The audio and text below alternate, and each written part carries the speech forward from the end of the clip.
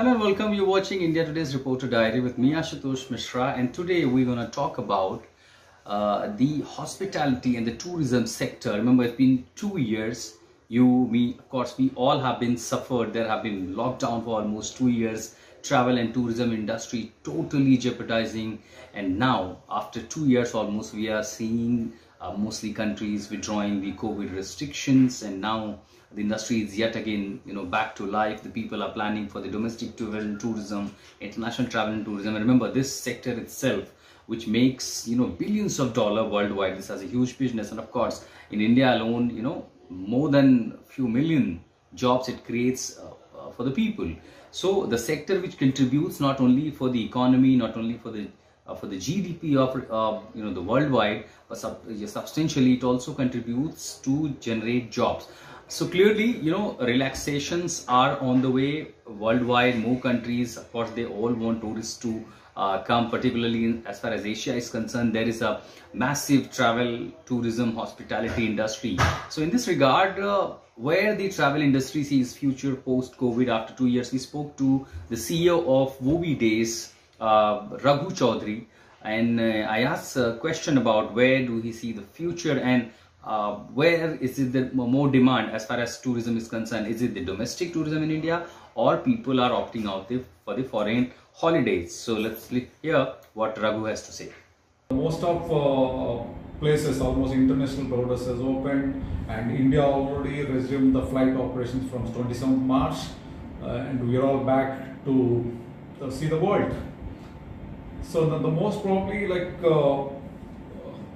prior we used to travel international and domestic.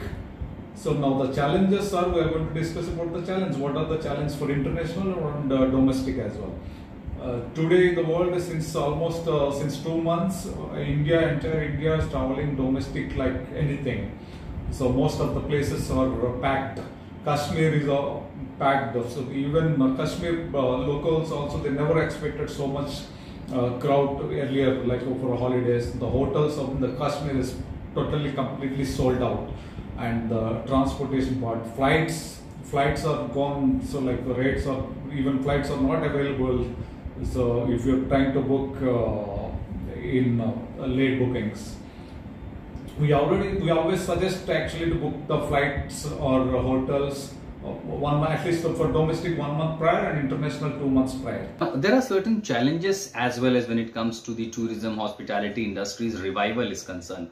Particularly, we have seen layoff in terms of millions worldwide. Now clearly, when it is reviving, there is more scope for employment, more scope of generating money for respective countries, and of course, since it's contribute major in the Indian economy. But what are still the obstacles in terms of promoting tourism and getting back to the normal days are concerned? Let's hear to RC what he has to say. Now the challenges, there is no challenges for domestic travel as such. Only we all opened, almost all states opened. If you are carrying your vaccine certificate, COVID certificate, so there is no restrictions anywhere in India. Now coming to the international part, yes, there in some countries, some parts of the country still they have minimum restrictions. Let's talk about Bali, recently was opened up. So the main challenge in Bali is you need to carry a minimum within 48 hours RT-PCR. Then the flight connectivity most probably. So most of the flights still not operation, only limited flights are there. So the cost, the connectivity and cost per person, if you're traveling to Bali, approximate cost would be, as on today, approximate cost would be 80,000 to 1 lakh rupee per person, approx cost, average cost I'm talking about.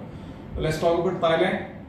Thailand has opened their borders with some restrictions. So the idea of this report was to let the people know that travel and tourism is restoring its business. All the authorities across the globe, they want more tourists to come out. They have their own rules and regulations. Of course, those need to be followed until the COVID goes off completely. But for now, relaxations have been announced, and it is time to enjoy the holiday, the vacation with your families. But yes, the COVID protocols are mandatory certain in somewhere.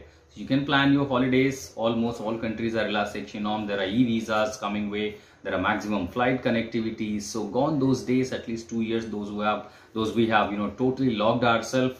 It is now to fly high.